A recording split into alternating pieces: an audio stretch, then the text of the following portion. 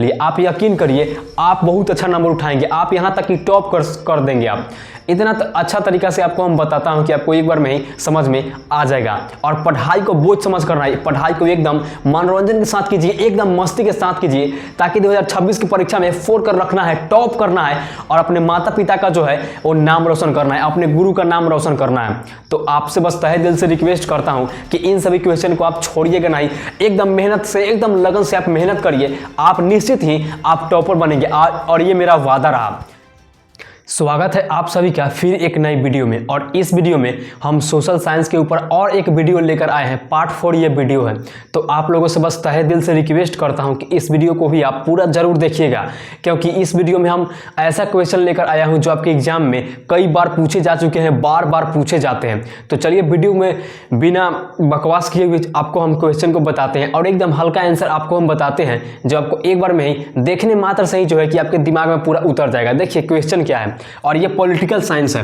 Social science के जो है इसके अंदर जो पॉलिटिकल साइंस आता है, राजनीतिक विज्ञान, उसका क्वेश्चन है। देखिए फर्स्ट क्वेश्चन क्या है कि सत्ता का विकेंद्रीकरण क्या है। क्या सत्ता का विकेंद्रीकरण क्या है? तो इसका सिंपल सा आंसर है, सत्ता के विकेंद्रीकरण का सीधा अर्थ है क्या, इसका सीधा अर्थ है कि एक स्थान पर केंद्रित ना करके, यानी कि एक स्थान पर ना रहकर उसका विभिन्न स्तरों पर विभाजित किया जाता है। भारत में केंद्र और राज्य के बीच इसका विभाजन है। कितना इजी है, कितना आसान है, सिर्फ 2 लाइन में आंसर है। क्या है कि सत्ता का विकेंद्रीकरण क्या है, किसे कहते हैं, या फिर क्या कहा जाता है, किसे कहा जाता है। तो इसका सिंपल सा आंसर है, सत्ता के विकेंद्रीकरण का सीधा अर्थ है एक स्थान पर केंद्रित ना करके उसका विभिन्न स्तरों पर विभाजित किया जाता है। भारत में केंद्र और राज्य के बीच इसका विभाजन है। कितना सिंपल है। सेकंड क्वेश्चन क्या है कि सामाजिक विभाजन से आप क्या समझते हैं। क्या सामाजिक विभाजन से आप क्या समझते हैं? कहने का मतलब है कि सोसाइटी में जो है कि वो विभाजित कैसे होता है, यानी कि लोग जो है कि अलग अलग प्रकार से कैसे रहते हैं, उसे ही क्या आप समझते हैं, इसके बारे में आपको थोड़ा सा जवाब देना है। देखिए इसका भी 2 लाइन आंसर है कि जन्म, भाषा, जाति और धर्म के आधार पर प्रत्येक समाज के लोगों में विभाजन होना स्वाभाविक है। यानी कहने का मतलब है कि अभी के डेट में आप तो जानते ही हैं कि बहुत प्रकार के जो है कि जात है, बावन है, भुइहार है, राजपूत है, बहुत सारा जो है कि जाति है जो कि है इस धरती पर जो है जन्म लिए हैं। तो अलग होना समाज के लिए तो ये तो स्वाभाविक है। इस आधार पर जब लोग अलग अलग हो जाते हैं तब उसे ही सामाजिक विभाजन कहते हैं। और इस क्वेश्चन का सिर्फ आंसर सिर्फ यही है। एकदम इजी आपको हम बता रहे हैं, एकदम हल्का, एकदम हलवा खाने के जैसा है। तो आपको बिल्कुल भी टेंशन नहीं लेना है। हम जो भी क्वेश्चन को बताएंगे आप उसको याद करते चलिएगा, एकदम देखते चलिएगा, एकदम दिमाग में आपको हम बैठा देंगे। देखिए थर्ड क्वेश्चन क्या है कि सांप्रदायिकता क्या है। इसका सिंपल सा आंसर है कि सांप्रदायिकता भारतीय समाज की एक बहुत बड़ी समस्या है। क्या सांप्रदायिकता जो है, यानी कि सांप्रदायिकता जो है वो भारतीय समाज यानी कि भारतीय इंडियन सोसाइटी के लिए एक बहुत बड़ी समस्या है, प्रॉब्लम है, जिसने समाज को न केवल कमजोर किया है। क्या जिसने समाज को न केवल कमजोर किया है बल्कि अनेक समस्याओं को जन्म दिया है। आगे क्या है कि धर्म के नाम पर अलग अलग समूहों में बंट जाना। कहने का मतलब है कि धर्म के नाम पर जो है कि अलग अलग जात पात में जो है कि बट गया है। बावन है, भुइहार है, पंडित है और क्या क्या है, कुम्हार, ये सब जो है कि अपन अपन जाति जो है कि वो ले लिया है, अलग अलग बट गया है। तो इसी को सांप्रदायिकता कहते हैं। सांप्रदायिकता का सिंपल सा आंसर बस यही है कि भारत देश में अनेक प्रकार के जातियां हुई है, जैसे कि बावन, भुइहार, प्रजापति, पंडित, कुम्हार और क्या बोलते हैं कि ठाकुर जी, सब है कि अपने अपने में बंटवारा कर लिया है और एक दूसरे के प्रति बट जाना और एक दूसरे के प्रति जो है घृणा और द्वेष जो है वो करना, इसे ही सांप्रदायिकता कहते हैं। और इस सभी क्वेश्चन का सिंपल सा आंसर बस यही है। तो कितना इजी है, कितना आसान है। और आप लोग जो है कि भारी समझ लेते हैं, भारी नहीं समझना है, बिल्कुल एकदम आसान है। और 10th जो है आप फर्स्ट नहीं एकदम टॉप कर जाइएगा, एकदम टॉप कर जाइएगा, एकदम आसान रास्ता से। जो अभी हम आपको तरीका बता रहे हैं और एग्जाम तक जो भी हम क्वेश्चन को बताएंगे उन सभी क्वेश्चन को आप अच्छे से याद कर लीजिएगा। आप एक कॉपी लीजिए, इतना मोटा कॉपी लीजिए और उसमें सोशल साइंस का नोट्स बनाइए, सारे क्वेश्चन का निचोड़ उसमें लिखिए और धीरे धीरे उसको सुबह के भोर में आप याद करिए। आप यकीन करिए आप एग्जाम में टॉप करके ही छोड़ोगे। और जो जो क्वेश्चन हम बताएंगे उस पर आपको देखते चलना है, एकदम देखते चलना है। आपको देखने मात्र से ही सब कुछ याद हो जाएगा। चलिए अभी इन तीनों क्वेश्चन को फिलहाल नोट कर लीजिए, अभी और क्वेश्चन को बताना है। चलिए इसको पहले नोट कीजिए। हाँ तो मित्रों, अब चलते हैं अगले वायरल क्वेश्चन की ओर, जो पॉलिटिकल साइंस से है, यानी कि राजनीतिक विज्ञान से है, जो आपके एग्जाम के लिए सबसे ज़्यादा इंपॉर्टेंट है और बार बार पूछा जाने वाला सवाल है। चलिए देखिए अगला क्वेश्चन क्या है।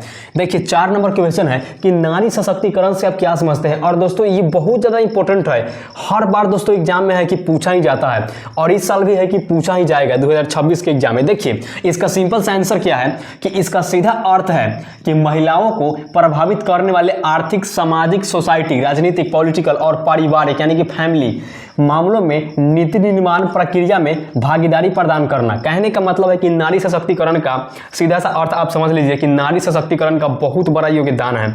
अगर माँ ना हो तो हम माँ के बिना ही अधूरा है। उसी तरह इसका सीधा अर्थ है कि महिलाओं को प्रभावित करने वाले आर्थिक यानी घर के नैतिक, घर के नीति, सामाजिक, राजनीतिक और पारिवारिक मामलों में नीति निर्माण में भागीदारी करना यानी कि हिस्सा प्रदान करना। और भारत सरकार ने इस योजना को जो है कि 2000 ईस्वी में नारी सशक्तिकरण का नई घोषणा की, और इसे ही नारी सशक्तिकरण कहते हैं।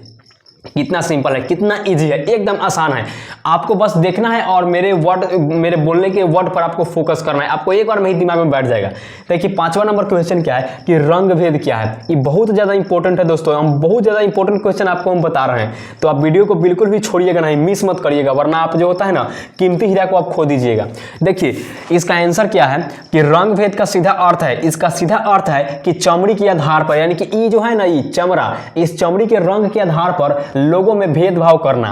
दक्षिण अफ्रीका में, और दक्षिण अफ्रीका के लोगों ने गोरे लोगों के प्रति काले लोगों के प्रति, गोरे लोगों ने काले लोगों के प्रति विभिन्न प्रकार से भेदभाव की, और इसे ही रंग भेद के नाम से जानते हैं। कहने का मतलब है कि रंग भेद क्या है, तो देखिए हम लोगों का चमड़ा जो है वो सांवला है, और आपका चमड़ा जो है वो आपका गोरा होगा। तो आप गोरे लोग जो हो गए वो हम लोगों के प्रति जो है कि आप जो है कि आप धृष्टता करने लगे, यानी कि आप जांचने लगे। और इसी के बारे में आपको पढ़ना है कि काले लोगों के प्रति विभिन्न प्रकार से भेदभाव की थी, और इसे ही रंग भेद के नाम से जानते हैं। इसका सिंपल सा आंसर बस यही है, और ये क्वेश्चन जो है कि बहुत ज़्यादा इंपॉर्टेंट है। 6ठा नंबर क्वेश्चन क्या है कि गरीबी रेखा के नीचे से आप क्या समझते हैं, यानी कि बिलो पॉवर्टी लाइन, बीपीएल से आप क्या समझते हैं, बिलो पॉवर्टी लाइन से आप क्या समझते हैं। तो इसका सिंपल सा आंसर है कि ग्रामीण क्षेत्रों के लिए प्रति व्यक्ति प्रति माह, ग्रामीण क्षेत्रों के लिए एक व्यक्ति के लिए एक महीने में 327 रुपये तथा शहरी क्षेत्रों के लिए 455 रुपये से कम हो प्रति व्यक्ति, यानी कि हर व्यक्ति, हर मनुष्य के एक माह में 455 रुपये से कम हो तो वह व्यक्ति या परिवार गरीबी रेखा के नीचे जो है कि जीवन बसर रहा है। तो यही है आपका पॉलिटिकल साइंस से 6 ऐसे वायरल क्वेश्चन जो आपके एग्जाम में बार बार पूछे जाते हैं, कई बार पूछा जा चुका है। तो हम आपसे तहे दिल से रिक्वेस्ट करता हूं कि इन सभी क्वेश्चन को आप हल्का में मत लीजिएगा, एकदम इसको जो है कि सुबह के भोर में याद कीजिएगा, और कॉपी लीजिए और इन सभी क्वेश्चन का आप नोट उसमें लिखिए और आप याद करते चलिए। आप यकीन करिए आप बहुत अच्छा नंबर उठाएंगे, आप यहाँ तक कि टॉप कर देंगे। आप इतना अच्छा तरीका से आपको हम बताता हूँ कि आपको एक बार में ही समझ में आ जाएगा। और पढ़ाई को बोझ समझ करना है, पढ़ाई को एकदम मनोरंजन के साथ कीजिए, एकदम मस्ती के साथ कीजिए, ताकि 2026 की परीक्षा में 4 कर रखना है, टॉप करना है, और अपने माता पिता का जो है वो नाम रोशन करना है, अपने गुरु का नाम रोशन करना है। तो आपसे बस तहे दिल से रिक्वेस्ट करता हूं कि इन सभी क्वेश्चन को आप छोड़िएगा नहीं, एकदम मेहनत से, एकदम लगन से आप मेहनत करिए, आप निश्चित ही आप टॉपर बनेंगे, और ये मेरा वादा रहा। तो चलिए बस वीडियो में इतना ही, तब तक के लिए जय हिंद, वंदे मातरम, ख्याल रखिएगा, और इन सभी क्वेश्चन को आप अच्छे से नोट कर लीजिए और एकदम अच्छे से याद कर दीजिएगा। चलिए बस वीडियो में इतना ही, हम फिर मिलेंगे पार्ट 4 वीडियो में। ये पार्ट 5 वीडियो में, ये पार्ट 4 था सोशल साइंस के ऊपर, पार्ट 5 में फिर मिलेंगे वायरल क्वेश्चन के ऊपर जो आपके एग्जाम में बार बार पूछे गए होंगे। चलिए बस वीडियो में इतना ही, तब तक के लिए जय हिंद, वंदे मातरम, ख्याल रखिएगा और विद्या कीजिए।